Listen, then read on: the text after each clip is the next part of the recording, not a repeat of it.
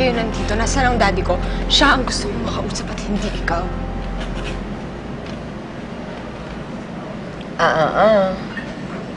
Believe me, kapag narinig mo ang sasabihin ko, mas gugustuhin mo na ako ang narito at hindi ang daddy mo.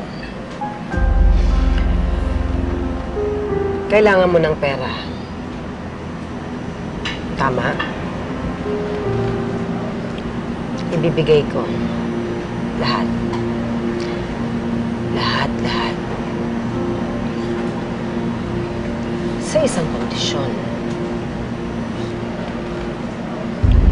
Anong kondisyon? Gusto ko agawin mo si Jerome kay Marilyn. Ano? Sinabi ko na eh, agawin mo si Jerome kay Marilyn. Kapag ginawa mo, hayaan ko si Ziggy na ituloy ang allowance mo. Pag-aralin ka, dadagdagan ko pa. Kaya mo yun. Makukuha mo ang perang gusto mo. Kuha mo pa ang lalaking gusto mo. We have a deal.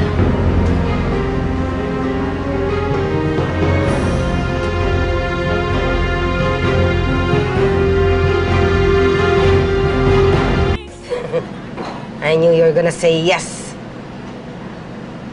I opened an account under your name para hindi na kayo nakikita ni Ziggy. Para withdraw ka na lang na withdraw. Malaking pera ang ilalabas ko, Darlene. So you better do your job well. Immediately.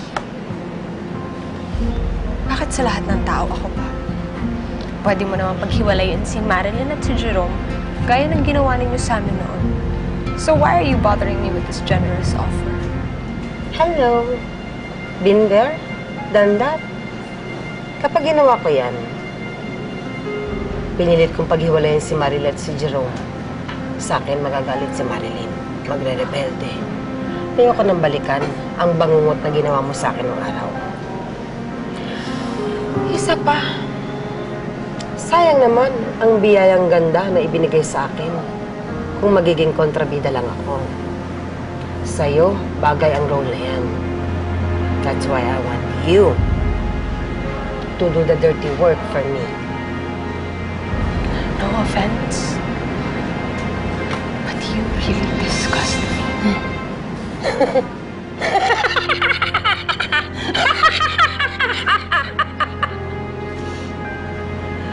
No offense, but the feeling is mutual.